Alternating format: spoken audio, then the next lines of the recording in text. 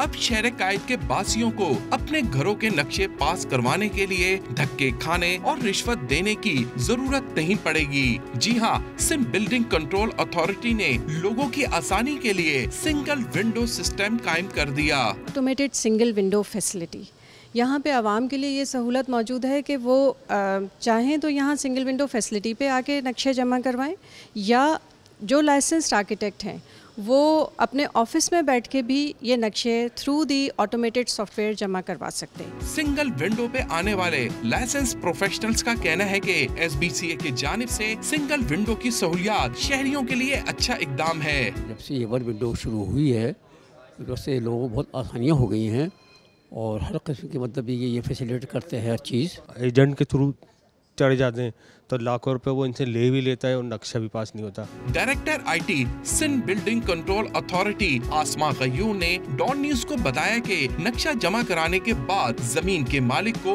Land department से NOC खुद लाकर single window पे जमा करानी होगी। कराची में गलत तरीके से जमीनों के नक्शे पास करवाने वाले जालसाज हो जाएं होशियार, क्योंकि अब सिंध बिल्डिंग कंट्रोल अथॉरिटी ने सिंगल विंडो निजाम मुतारिफ करवा दिया है। यहाँ पर आएं और आसानी से अपने घरों के नक्शे पास करवाएं। कैमरामैन अली अहमद जान के साथ इमरान अहद खान, डॉन न्यूज़, कराची।